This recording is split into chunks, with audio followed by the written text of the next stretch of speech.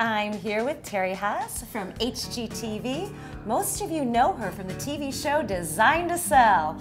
Hi, Terry. Hello, thank you for having me. Yeah, I need to know, are you an adopted daughter of Charleston, or are you? I am a total adopted, hopefully they have adopted me in.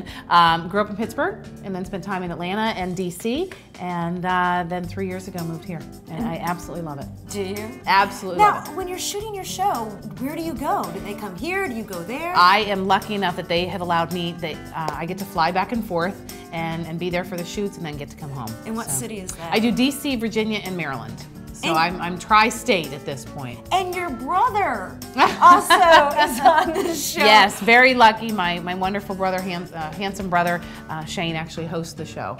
And so they let us get to work together, which is even great. So does real estate run in your family? How did you get started in this business? I fell into real estate. I fell in love with it. Once it is in your blood, and anybody who's dealt with real estate knows this, once sales of real estate is in your blood, it's in your blood. And it is funny that you're saying about my family, because yes, Shane is in television, but he deals with real estate, and both of my sisters happen to be in real estate. So it's one of those things that we all kind of got it covered. Now, on Designed to Sell, there's a budget of $2,000. Correct. If somebody wants to fix up their house or get it ready to sell, is that what they should expect to spend? It depends on how you're doing it. What they don't tell you on the world of television is that $2,000 is for materials. You have to factor in that labor and maintenance is extra. Now, if you are good enough to do things on your own and you can save a lot of money and be economic that way, then you can keep it more towards the $2,000 budget. And things don't have to cost a lot of money. There's easy fixes to save money on. Now, when you first walk into someone's house, what's the first thing you notice? The paint colors. Oh, really? and the cleanliness of it. I would have not guessed it was paint colors.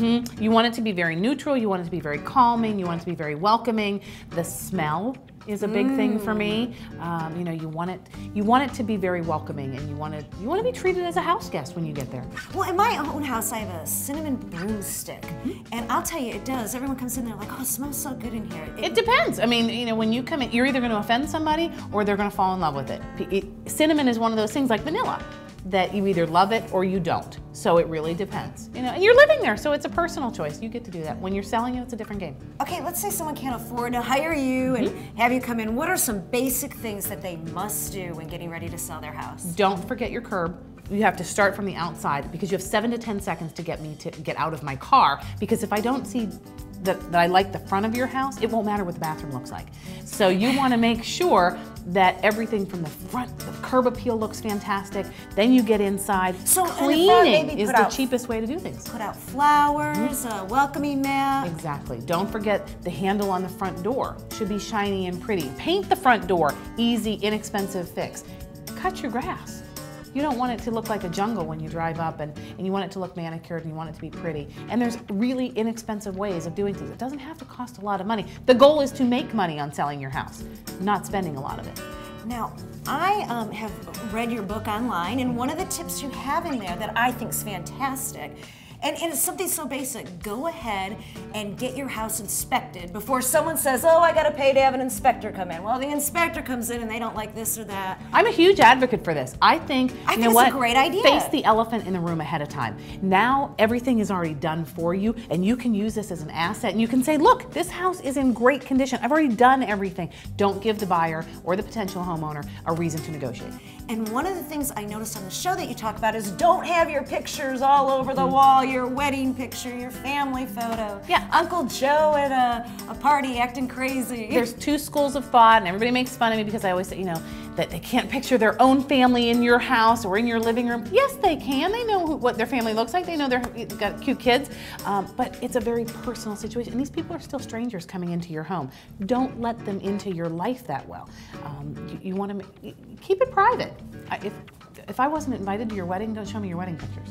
One of the things that fascinates me about you, and I agree with the wedding pictures too, especially my wedding. I don't want to get into that. Anyway, one of the things that amazes me about you, you've only been in this business for 15 years. How did you rise to the top so quickly? I'm very motivated. I'm very strongly opinionated. I love what I do, and I truly love working with people. And it was just one of those things. I was very determined, and I love being in this industry, and it shines. And the other great thing about you on the show is I don't feel offended by you. I mean, some people you watch on TV and you're like, okay, I can leave your advice. You tell it to them like it is, but you don't walk away going, ouch. You know, honesty hurts sometimes, but I feel that if I'm not honest with somebody, I'm not doing them any good. So I might as well tell them ahead of time what the truth is, what the real answer is. The goal is still the same, is to get your house sold. But there's no reason not to be honest with somebody and tell them the honest truth. It hurts sometimes, but hopefully I can do it with some fun and some humor and make it a little bit easier. We're going to take a quick break right here, but we'll be right back. Don't go away. We're with Terry Haas from HGTV.